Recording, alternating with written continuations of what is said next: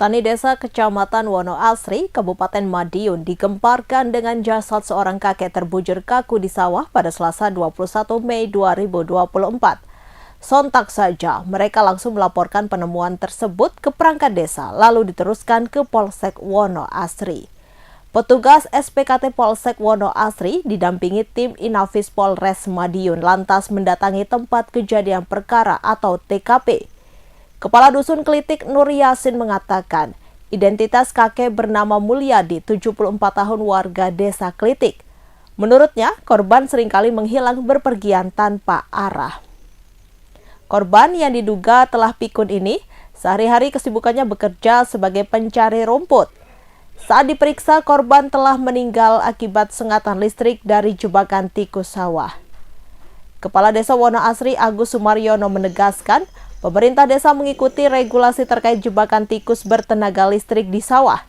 Sementara itu, Kanit Reskrim Polsek Wonoasri Ibtu Agus Subiono menambahkan, jenazah kemudian dibawa ke RSUD Panti Waluyo Caruban guna dilakukan visum.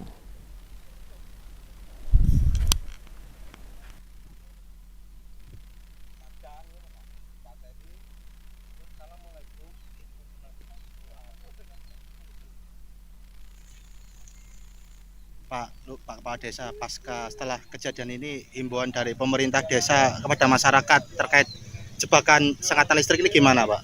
Ya, tentu pemerintah desa mengikuti aturan dan regulasi. Ya, tetap tidak boleh, Mas. Tetap tidak boleh. Artinya ketika nanti ada, itu kan udah ada banner-banner, sosialisasi melalui forum-forum, apa kita sampaikan tidak boleh. Pak, kira-kira ini dimatikan jam berapa sih? Jam berapa ya Pak ini, Pak? Ya, paling pagi itu ya sekitar jam 12 sudah mati. Oh, jam 12 malam. Kadang jam 1. Ketika ada yang jaga itu nyala, ketika tidak itu mati. Sudah ada kesepakatan dengan para pemilik sawah Sudah. ini, imbauannya jam sekian. Pengacara senior Supriyono semakin memantapkan untuk maju di pemilihan kepala daerah dan wakil kepala daerah Situbondo. Bahkan, advokat yang terkenal saat menangani kasus perkara Nenek Asyani ini mendaftar sebagai bakal calon bupati melalui Partai Persatuan Pembangunan atau PPP pada Selasa 21 Mei 2024. Pria asal desa Kilensari, Kecamatan Panarukan ini datang ke kantor partai berlambangkan Ka'bah dengan menaiki mobil kereta Tayo. Tak hanya itu, Bacabub Supriyono juga dikawal puluhan nelayan yang ada di desanya saat mendaftar ke PPP tersebut. Supriyono mengatakan Situbondo merupakan kota kelahirannya, sehingga harus memiliki tekad yang besar untuk maju di Pilkada tahun 2024 ini. Saat ditanya alasan membawa para nelayan, Supriyono mengatakan dirinya melihat belum ada perhatian kepada nelayan dari pemerintah dibandingkan dengan para petani. Ia mencontohkan di saat para petani mengalami gagal panen, pemerintah turut andil untuk membantunya, namun jika petani mengalami masa panceklik, tak ada bantuan apapun. Salah satunya pola pikir agar pasca panen nelayan semakin bagus dan membantu penjualan hasil tangkapan ikan nelayan. Sementara itu, Ketua Pendaftaran Bacabub dan Bacawabub DPC PPP Arifin mengatakan Supriyono mendaftar sebagai calon bupati. Arifin menjelaskan sejauh ini dirinya belum menerima informasi adanya bacalon lain yang akan mendaftar di PPP. Belum ada ya? Belum ada. Ikan di situ pun. Kan informasinya besok ini ada 2 bakal calon yang akan mendaftar ke sini. Ya, belum kontak saya. Supriyono sudah. Terus yang Oke. Untuk beliau ini adalah semua persyaratan gimana, Pak Supriyono ini? sudah lengkap. Ini sampai melampirkan doktornya. Saya baca sejarah ini salah satu kader kemarin kan. Rusia turut berduka atas kematian Presiden Iran Ebrahim Raisi seusai kecelakaan helikopter pada Minggu 19 Mei. Presiden Rusia Vladimir Putin langsung menyampaikan belasungkawa terkait kematian Raisi. Dikutip dari Kremlin, Putin menyampaikan belasungkawa pada Senin 20 Mei. Putin mengenang sosok Raisi sebagai politisi luar biasa yang mengabdikan hidup untuk negaranya. Ia pun menyebut Raisi kerap memberikan kontribusi pribadi kepada Rusia yang merupakan sekutu dari Iran. Menurut Putin, perilaku Raisi sangat berharga demi hubungan kedua negara menjadi lebih baik hingga kemitraan strategis. Tak hanya Putin, sederet pejabat Rusia pun turut menyampaikan bela sungkawa kepada Iran.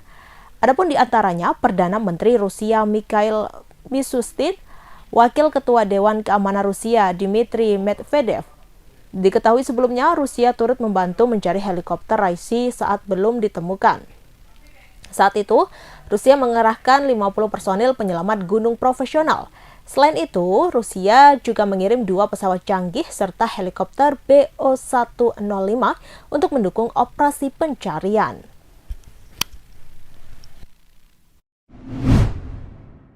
Pencurian kendaraan sepeda motor di tempat ibadah kembali terjadi di Kabupaten Jember, Jawa Timur pada Selasa 21 Mei 2024.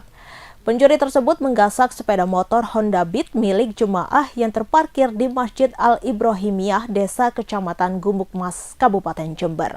Aksi maling sepeda motor tersebut juga terekam kamera CCTV masjid yang berada di pinggir jalan raya jurusan Gumuk Mas Kencong di Dusun Kerbet, Desa Kecamatan Gumuk Mas dengan durasi 1 menit 2 detik. Untuk informasi selengkapnya akan disampaikan rekan Imam Nawawi.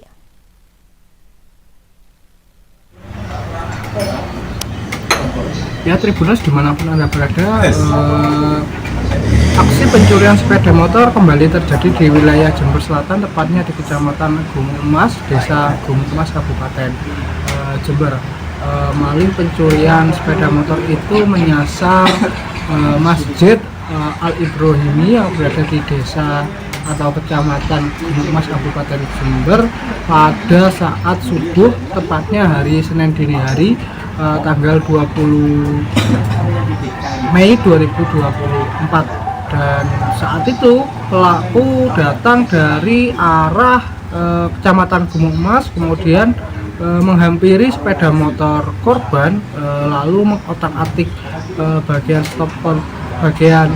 kontak sepeda motor dan berhasil menyalakan kendaraan tersebut. Kemudian pelaku lari menggunakan kendaraan sepeda motor curiannya itu menuju ke arah Kencong atau tepatnya ke arah barat. Berdasarkan keterangan dari takmir masjid setempat bahwa kasus pencurian tersebut dilakukan oleh 2 orang, di mana satu itu bagian mengantarkan pelaku utama yang beraksi sekaligus menjaga situasi, dan pelaku yang kedua mengeksekusi kendaraan korban. Dan saat ini pelaku masih untuk takmir masjid belum melaporkan kejadian itu ke aparat penegak hukum setempat. Mungkin hanya ini dapat kami laporkan mengenai peristiwa dan kriminal yang terjadi di Kabupaten Jember. Saya kembalikan ke studio. Memang betul tadi pada waktu mau melaksanakan sholat subuh memang ada sepeda motor ketika teman-teman sholat jamaah subuh. Kemudian pencurinya 2 orang sepeda motor lari ke barat. Jenis sepeda motornya apa itu, Pak? Beat. Itu. Diduga pelakunya ada berapa orang, Pak? Kira-kira 2 orang.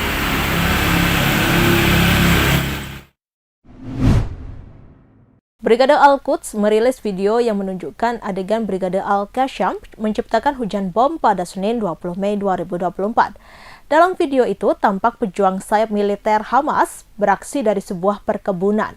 Mereka menembakkan lusida mortir dan rudal ke tentara dan kendaraan militer IDF yang tengah bergerak ke arah Rafah.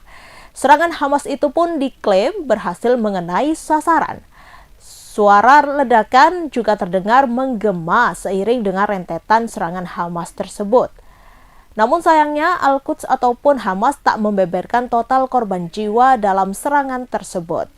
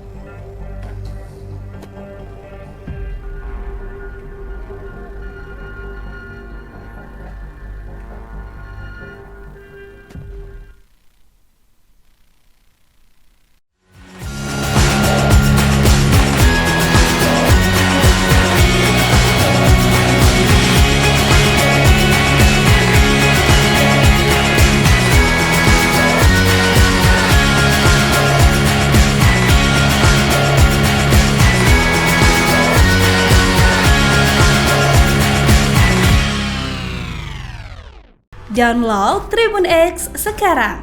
Menghadirkan lokal menjadi Indonesia.